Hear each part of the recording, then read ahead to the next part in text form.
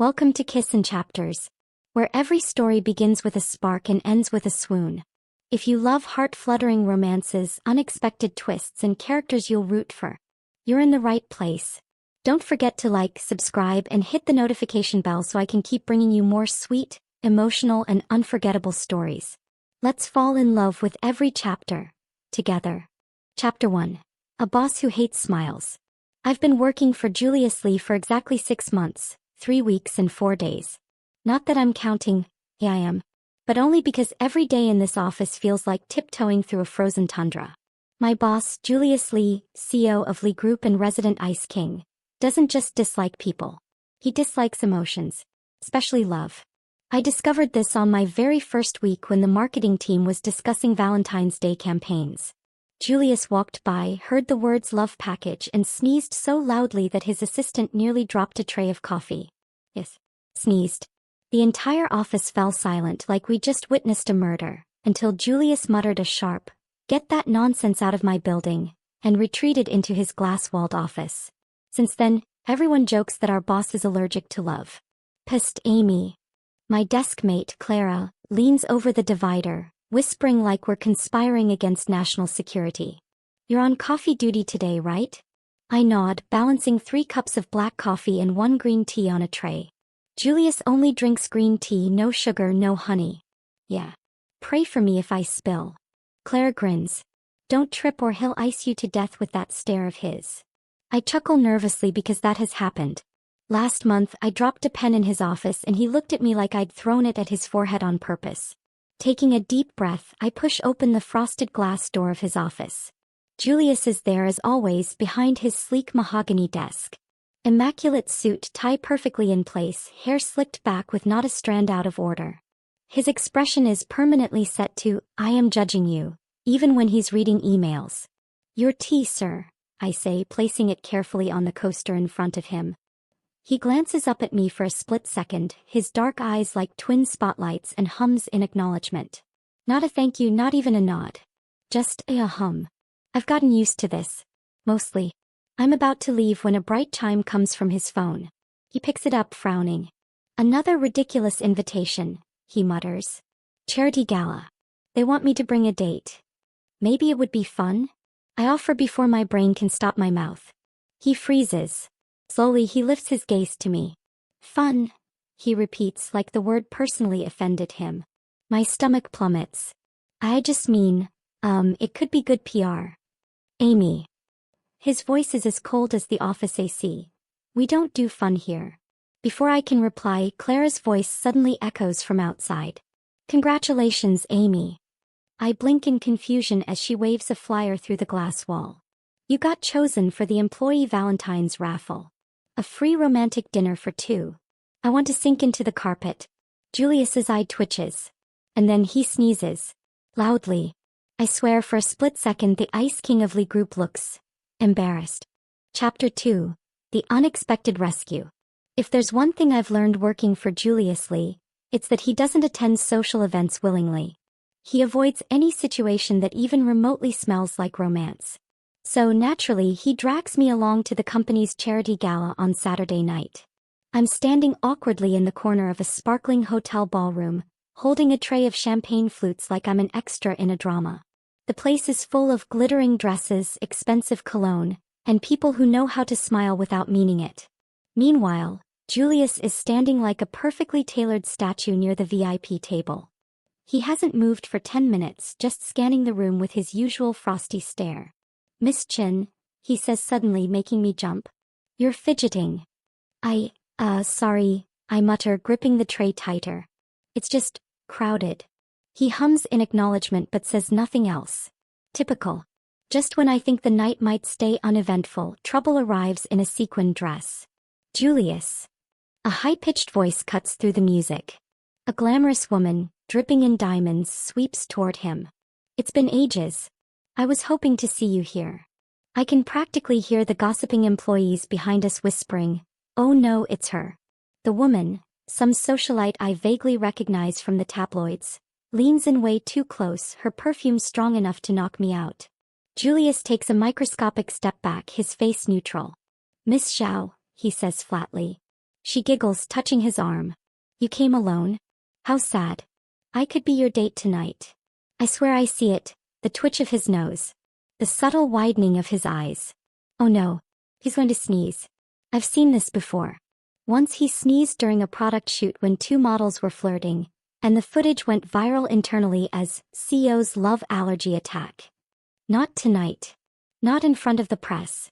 Without thinking, I step forward, loop my arm through his and plaster the fakest smile on my face. Honey, there you are. I was looking all over for you. The socialite freezes. Julius freezes. I can feel his muscles go rigid under my hand. I lean closer and whisper, just go with it or you're going to sneeze on her. To my utter shock, he actually listens. Julius places a careful hand over mine, his voice smooth and calm as if he's done this 1,000 times. Yes. Thank you, Amy. Miss Zhao blinks, clearly displeased but recovers quickly. Oh. I didn't know you had a girlfriend. Fiancé, I blurt before I can stop myself. Why did I say that? Julius squeezes my hand, probably to warn me to shut up, but the press nearby catches every word. Camera flashes go off. I keep my smile frozen while my heart hammers. Julius doesn't sneeze at least. Small victories. Miss Zhao forces a polite laugh and drifts away, muttering something about next time. The moment she's out of earshot, Julius slowly turns his head toward me. His dark eyes are unreadable. Fiancé, he says, voice low. I panicked. I hiss back. You were about to sneeze your career into a meme. There's a long pause. Then to my absolute shock, Julius Lee laughs. It's quiet, short, and almost disbelieving, like he hasn't done it in years. I feel my heart trip over itself. Good thinking, he finally says, straightening his suit. You may have just saved my dignity tonight. Though now the entire city thinks we're engaged. Great. Just great. Chapter 3. The Rumor That Wouldn't Die. By Monday morning, my life is officially a disaster. I knew the moment we walked out of that gala hand in hand that things would explode, but I underestimated how fast. The second I step into the office, Clara practically tackles me at my desk. Amy, she shrieks, waving her phone. Tell me this is real. On her screen is a photo from the gala. Me and Julius, arm in arm, smiling like a happy couple. Or rather, I'm smiling like a nervous idiot and Julius looks like he just swallowed a lemon but is trying to be polite. The headline reads, Cold CO Julius Lee brings secret fiancé to charity gala. I start but my voice fails me.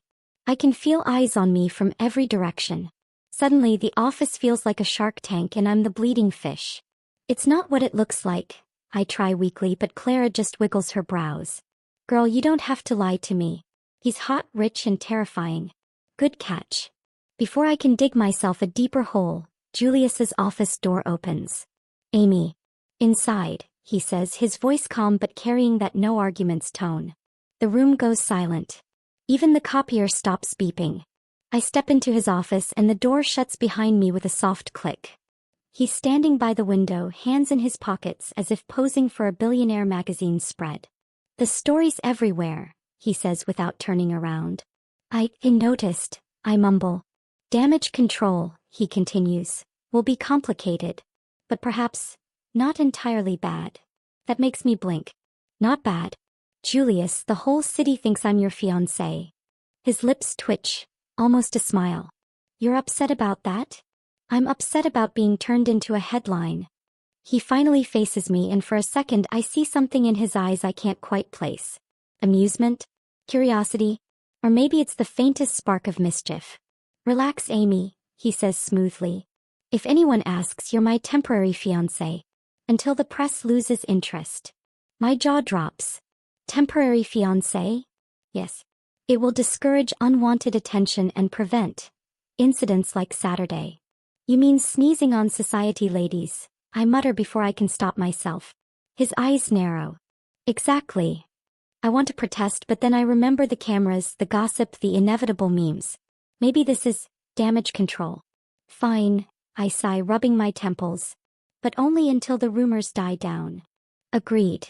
There's a knock on the door and Clara pokes her head in, practically vibrating with gossip energy. Mr. Lee, the board meeting is ready. Oh, and congratulations on your engagement. I groan. Julius, on the other hand, simply nods and says, "Thank you." The worst part. I swear I see him fighting a smirk. Chapter 4. Cracks in the Ice. By the third day of being Julius Lee's temporary fiancé, I've discovered 3 things. 1. The entire office now treats me like royalty. People who never remembered my name suddenly greet me with, "Good morning, Miss Chen," and offer me their snacks. 2. Every time I pass the lobby, the receptionist giggles. Apparently, my picture with Julius is framed in the building's digital news screen. 3. Julius finds this entire situation entertaining, which is frankly the most infuriating part. "Try this," he says on Wednesday afternoon, sliding a cup toward me in his office. I blink at it. "What's this?" "Green tea.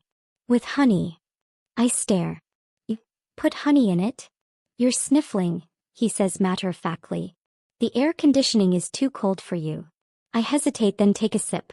Sweet and warm. My chest feels oddly fuzzy, and not from the tea. "You noticed?" I mumble. "Of course." He goes back to typing like he didn't just casually admit to paying attention to me. I study him for a moment. Julius Lee, the Ice King himself, is sitting across from me in his immaculate suit, calmly working while making sure my tea is warm. Maybe he isn't heartless after all. I'm still processing this new side of him when my phone buzzes. It's a message from Clara. "Clara, OMG, the office pool says you and the boss will be married in 6 months." I nearly choke on my tea. Julius glances up, raising one perfect brow. "Problem?" Nope," I squeak. "Totally fine. Just memes."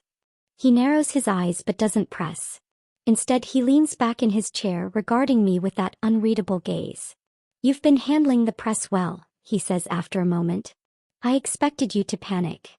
"I am panicking," I admit. Internally. Loudly. Constantly. His lips twitch, and for a second I think he might actually laugh again. Then the universe decides to add drama. My phone rings, loud, cheerful ringtone echoing in the office. I scramble to silence it, but Julius has already seen the caller ID. "Who's Kevin?" he asks, his voice cool but sharper than usual. "My neighbor," I say slowly. "He fixes my leaky sink sometimes." He hums, expression unreadable. "Interesting." Before I can ask what's interesting about that, he stands and grabs his coat. "Come with me. We have a lunch meeting." "Since when am I part of lunch meetings?" I ask, following him. "Since you're my fiancé," he says smoothly, opening the door for me. My face heats. I can hear Clara squeal from her desk as we pass by. And just like that, I realize something terrifying. Somewhere between green tea and fake engagement lunches, the Ice King is starting to thaw, and I might be the one melting first. Chapter 5. Trapped with the Ice King. The universe really has a twisted sense of humor. One minute, I'm leaving the office with my umbrella in hand, planning to binge dramas in my pajamas. The next minute, the sky opens up like a broken faucet, the wind howls, and an emergency broadcast declares, "Category 4 storm approaching. Please stay indoors." Which is how I end up trapped in the office. Well, not just me. Me and Julius Lee. He's leaning against his desk, perfectly calm despite the windows rattling from the wind. "The building's security says it's safer to stay here than try to drive," he says. "Great," I mutter, wringing out the hem of my wet blazer. Storm apocalypse sleepover with my boss. Exactly how I imagined my Thursday night. His brow lifts.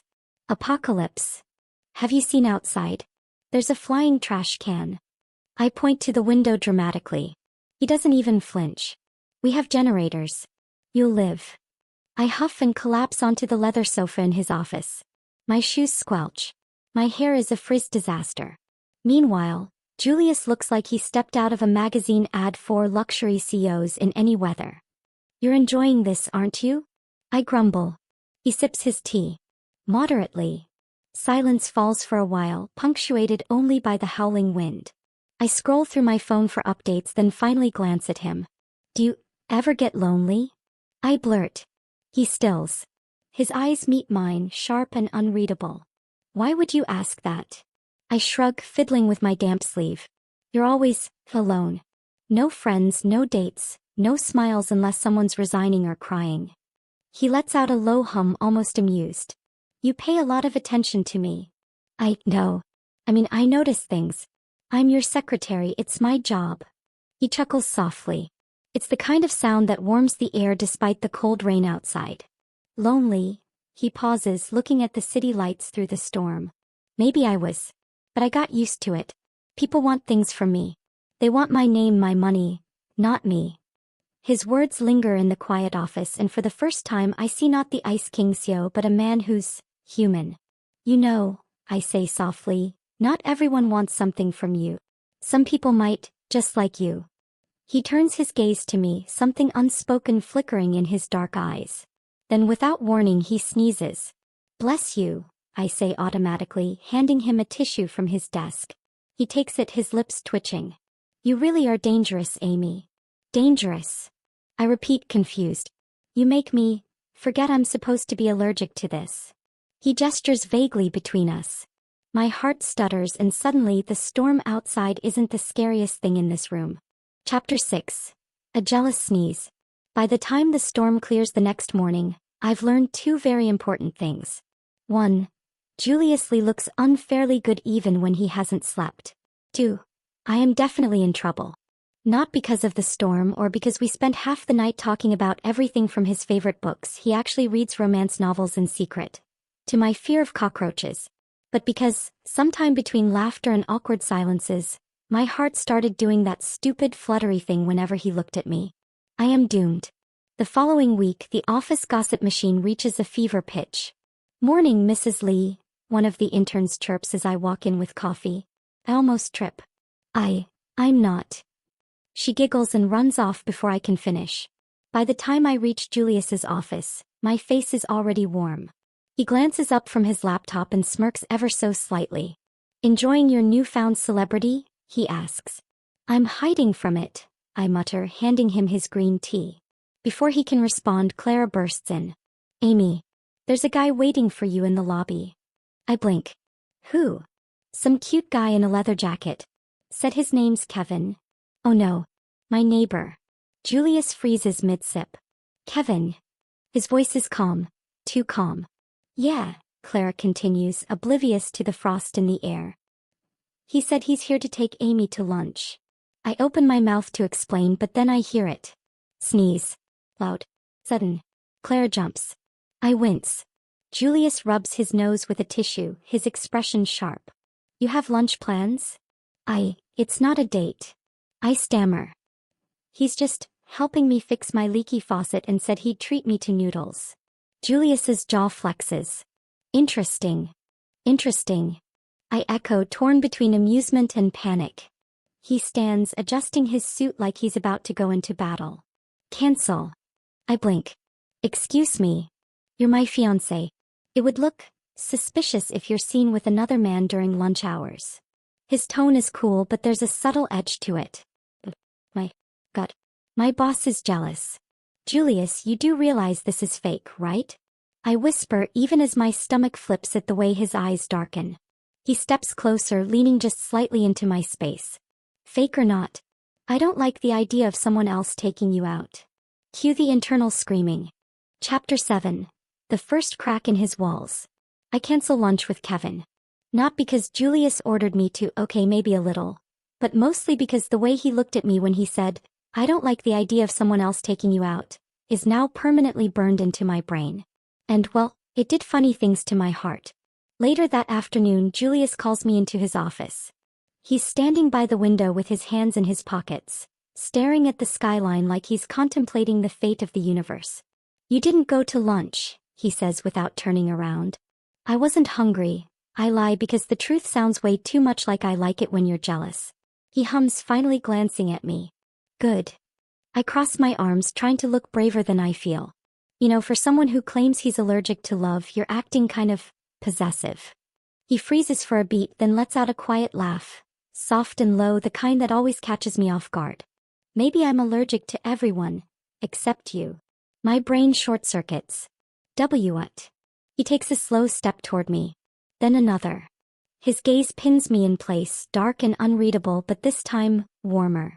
Amy, he says, my name rolling off his tongue like a secret. I told myself I didn't need anyone. That love was inconvenient, messy, dangerous. Like sneezing in front of society ladies, I whisper without thinking. His lips twitch. Exactly. But with you. The air between us tightens. My heart hammers. For a terrifying, exhilarating second, I think he's going to kiss me. Knock knock. Clara's voice shatters the moment. Mr. Lee. The board meeting is in 5. Julius exhales slowly, his jaw tightening. Understood. Clara's footsteps fade and the office falls silent again. He looks at me, something heavy and unspoken in his eyes. Rain check, he murmurs before turning back to his desk, his CEO mask slipping back into place.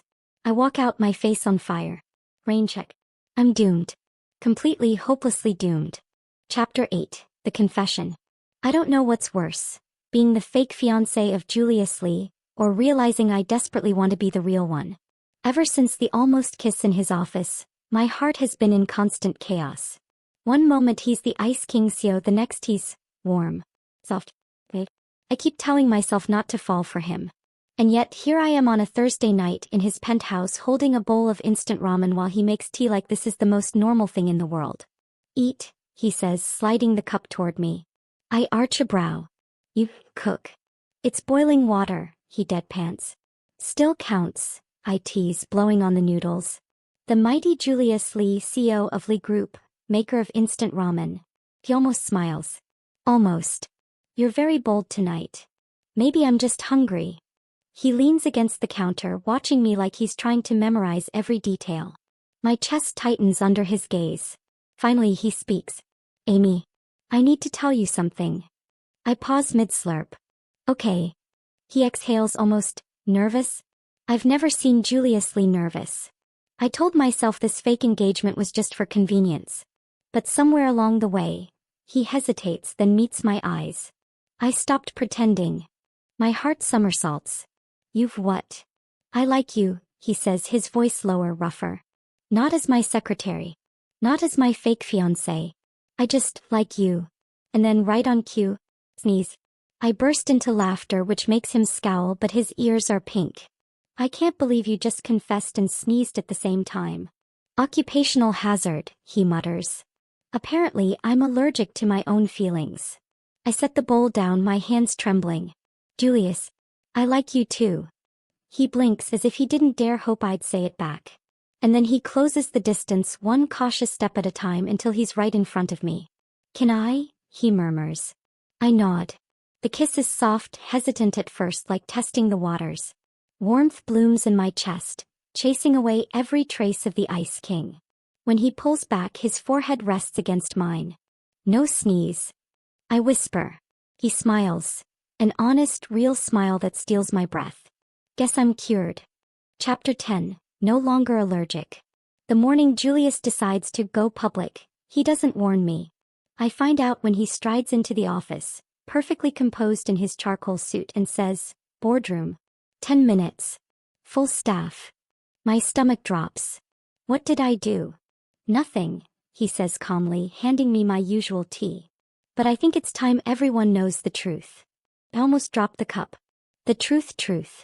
The truth, he repeats, eyes warm with that soft look that's just for me. No more hiding. The boardroom is packed. Executives, managers, interns, everyone who's ever whispered about the Ice King and his secret fiancé is here. I sit at the edge of my chair, heart pounding, while Julius stands at the head of the table. Thank you all for coming, he begins in that calm, commanding voice that makes people sit up straighter. I have an announcement to make regarding a personal matter. The room buzzes with anticipation. Clara is practically vibrating in her seat. Julius's gaze finds mine. And then he does the unthinkable. He walks over, takes my hand, and helps me stand. Miss Amy Chen, he says clearly, is not just my secretary. She is my girlfriend and soon my real fiancé. Gasps ripple through the room. Someone drops a pen. Clara squeals. And before anyone asks, Julius adds smoothly, yes, I am aware of the allergy jokes. Consider this my official statement. I am no longer allergic to love. The room erupts into laughter and applause. My face is on fire, but I can't stop smiling. He leans down, murmuring just for me, now everyone knows you're mine. I whisper back, teasing, feeling possessive, Mr. Lee? Always, he says and kisses me, quick but undeniable, in front of the entire company. Someone wolf whistles. Clara faints into her chair. And just like that, the Ice King of Lee group, once allergic to love, has officially melted. Epilogue. The sweetest allergy. 1 year later. If someone had told me a year ago that I'd be living in a luxury penthouse with Julius Lee, I would have laughed and gone back to color-coding his schedules. Now I'm standing in our kitchen in bunny slippers, whisking pancake batter while the once feared Ice King is behind me, trying to flip bacon without looking like a total beginner. Careful, I warn. That's the expensive pan. I can handle it, he says just as a piece of bacon escapes and lands on the counter. He glares at it like it's a business rival. I can't help laughing. CEO of Lee Group, defeated by breakfast. He gives me a look but doesn't argue. Instead he walks over, rests his chin lightly on my shoulder and murmurs, "Maybe I just wanted an excuse to stand this close." My heart still flutters like it did the first time he smiled at me. "Smooth," I tease. He kisses my cheek and then sneeze. I freeze. Then I burst out laughing. "Wait, don't tell me you're still allergic to me." He grabs a tissue, grumbling. "I'm not. It's just residual symptoms." "Aha," I say, grinning. "Residual love allergy?" He rolls his eyes but pulls me into his arms anyway, warm and solid against me. "If this is what I'm allergic to, I'll live with it." I rest my head against his chest, smiling. Life with Julius is a mix of boardroom meetings, stolen kisses in the elevator, and quiet mornings like this, soft and real. The Ice King isn't just mine now. He's melted completely. And perhaps I hope he never gets cured.